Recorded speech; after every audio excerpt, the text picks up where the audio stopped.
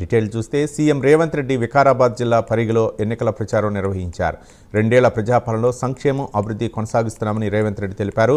గత పాలకులు చేసిన తప్పులను సరిచేస్తూ పాలన కొనసాగిస్తున్నామన్నారు. అప్పులున్న ఎన్నో సంక్షేమ పథకాలు అమలు చేస్తున్నామని తెలిపారు. ఎన్నికల్లో నిలబడి కొట్లాడాలి గాని చీకటి ఒప్పందాలు చేసుకుని ఫెవికల్ బంధంతో బీజేపీ బీఆర్ఎస్ పార్టీలు కాంగ్రెస్ను ఓడించాలని కుట్రలు చేస్తున్నాయన్నారు. బీఆర్ఎస్ను ప్రజలు బొందబెట్టారన్న సీఎం కాంగ్రెస్తో పోరాటం తమ వల్ల కాదని బీజేపీతో బీఆర్ఎస్ కలిసిపోయిందని అన్నారు. నిర్లక్ష్యానికి రంగారెడ్డి జిల్లా బలైంది. అందుకే ఈనాడు తుమ్మిడిహెట్టి దగ్గర మొదలు పెట్టాల్సిన ప్రాజెక్టును చిన్న కాళేశ్వరం మేడిగడ్డ దగ్గరికి తరలించండి. మంతని పెద్దలు శ్రీధర్ బాబు గారు ఇక్కడనే ఉన్నారు. మేడిగడ్డ సుందిల్లా అందారం ఆడ లిఫ్టులు బ్యారేజీలు కట్టాడు. కానీ మంతని నియోజకవర్గానికి గుంట భూమి కూడా నీళ్ళు ఇవ్వలే. 1,00,000 కోట్ల రూపాయలు ఖర్చు పెట్టి కాళేశ్వరం కట్టిన కాళేశ్వరం 3 ఏళ్లలోనే కూలేశ్వరం అయింది. 1,00,000 కోట్ల రూపాయలు గోదావరిలో కలిసిపోయినాయి. కేసీఆర్కు ఆ కాళేశ్వరం దెబ్బకు ఎర్రవల్లిలో 1000 ఎకరాల ఫామ్ హౌస్ వచ్చింది. ఆయన కొడుకుకు జన్వాడలో ఫామ్ హౌస్ వచ్చింది. ఆయన బిడ్డకు శంకర్పల్లిలో ఫామ్ హౌస్ వచ్చింది. ఆయన అల్లుడు హరీష్ రావుకు మొయినాబాద్లో ఫామ్ హౌస్ వచ్చింది. సడ్డకుని కొడుకు సంతోషరావుకు ఇవాళ 1000 కోట్ల రూపాయల వ్యాపారాలు వచ్చినాయి. మాకు మాత్రం గోదావరి జలాలు రాలేదు. గోదావరి జలాలను అడ్డం పెట్టుకొని గోదావరి జలాల ముసుగులో 1,00,000 కోట్లు ఖర్చు పెట్టి కాళేశ్వరం కట్టి 1000 కోట్లు కొల్లగొట్టి మీరు ఫామ్ హౌస్లు కట్టుకున్నారు, మీరు వ్యాపారాలు పెట్టుకున్నారు, మీరు టీవీలు పెట్టుకున్నారు, మీరు పేపర్లు పెట్టుకున్నారు మీ గురించి గొప్పలు రాసుకోవడానికి.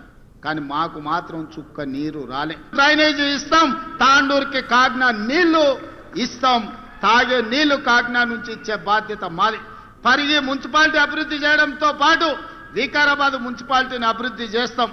ఇవాళ ఇదే కాదు, మక్తల్ నారాయణపేట కొడంగల్ ఎత్తిపోతల పథకం ఆనాడు ఉమ్మడి రాష్ట్రంలో మేము మంజూరు చేయించుకున్నాం. 10 సంవత్సరాలు హరీష్ రావు కేసీఆర్ కుట్ర చేసి తొక్కి పట్టిండ్రు. ఈ మధ్యలోనే భూసేకరణతో పాటు పర్యావరణ అనుమతులు అన్నీ వచ్చినాయి. మక్తల్ నారాయణపేట కొడంగల్ నియోజకవర్గాలలో కృష్ణా నదీ జలాలను తరలించి 1,50,000 ఎకరాలకు రాబోయే 3 ఏళ్లలో నీళ్లు అందించే బాధ్యత మన ప్రభుత్వం తీసుకుంటది. ఇవన్నీ పనులు ఈ రోజు నుంచి రాసి పెట్టుకో చంద్రశేఖర్ రావు, కల్వకుంట్ల కిషన్ రావు గారు రాసి పెట్టుకో బీజేపీ నాయకుడా. రాబోయే 8 సంవత్సరాలు ఇందిరమ్మ పాలన తెలంగాణ రాష్ట్రంలో కొనసాగుతుంది.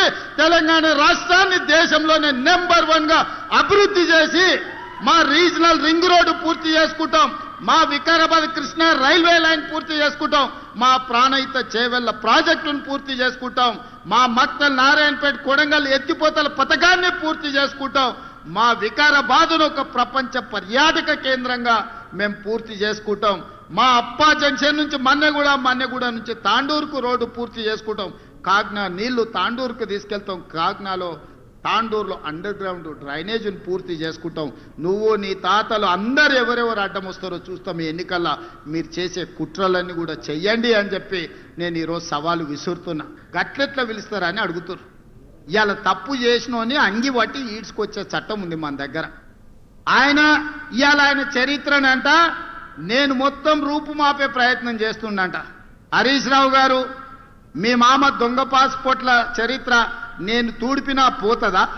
నీ పక్కలుండే ఆర్ఎస్ ప్రవీణ్ కుమారే చెప్పిండు చంద్రశేఖర్ రావు మీద దొంగ నోట్ల కేసు చిక్కడపల్లి పోలీస్ స్టేషన్లు ఉందని. ఆనాడు ఎవరో ఒక నాయకుడు ఆయన ఎంబడి ఉండేట ఆయన దొంగ నోట్లలో దొరికితే చంద్రశేఖర్ రావు కూడా అందులోనే ముద్దాయి అని నేనలే ఆర్ఎస్ ప్రవీణ్ కుమార్ అన్నాడు. దొంగ నోట్లు ముద్రించే మీ చరిత్ర నేను తూడుపుతే పోతుందా? దళితుని ముఖ్యమంత్రి చేస్తానని దగా చేసిన మీ చరిత్రను నేను చెరపాలన్నా జరుగుతుందా?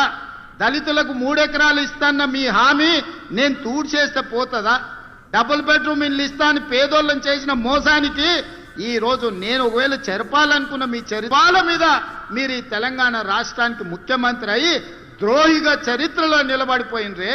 మీరు ఉద్యమకారులకు చేసిన ద్రోహాన్ని నేను చెడపదలుచుకుంటే కూడా చెడుతుందా?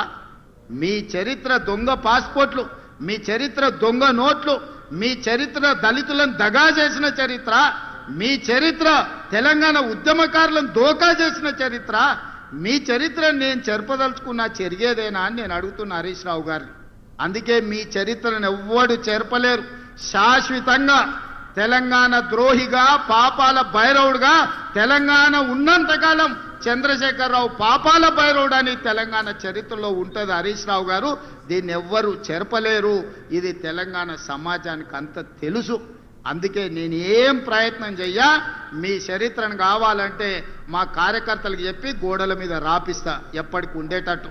మా రామ్మోహన్ రెడ్డి గారు సూచన ఎత్తున పరిగెంత రాపిరు. ఆయన పాస్పోర్ట్ల దందా, దొంగ నోట్ల. పురాణాలలో మీరు చూసిరు కదా, దేవతలు యజ్ఞాలు యాగాలు చేస్తే వాటిని భగ్నం చేయడానికి శుక్రాచార్యుడు మారీచుని సుబాహుడు అనే రాక్షసులను పంపించేటోళ్ళు.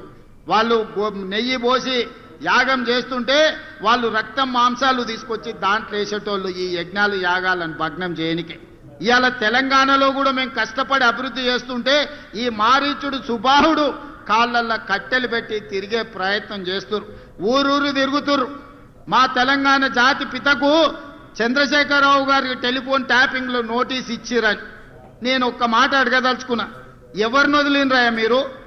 ప్రతిపక్ష నాయకులను వదలకపోతారు, జడ్జిలను వదలకపోతారు, జర్నలిస్టులను వదలకపోతారు, సినిమా తారలను వదలకపోతారు. ఆఖరికి పెళ్ళా మొగుడు మాట్లాడుకుంటుంటే కూడా వాళ్ళ చెవులలో వాళ్ళు మాట్లాడుకునేది నీకెందుకు వినేది? ఏమన్నా పొయ్యకాలం ఏం రోగం అది? పెళ్ళా మొగుని కూడా మాట్లాడుకోనియరా? ఇంత చిల్లర పని చేసినప్పుడు నోటీస్ ఇవ్వకపోతే ఏం చేస్తారయ్యా?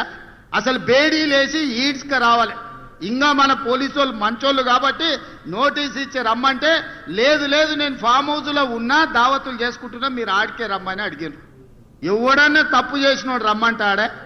అయినా కూడా వయసును దృష్టిలో పెట్టుకొని బంజారాహిల్స్లో నీకు ఇల్లు ఉంది కదా గాడికి రా నమోదు చేసుకుంటాం అంటే గట్లెట్లా పిలుస్తారని అడుగుతారు. ఇవాళ తప్పు చేసినోని అంగి పట్టి ఈడ్చుకొచ్చే చట్టం ఉంది మన దగ్గర.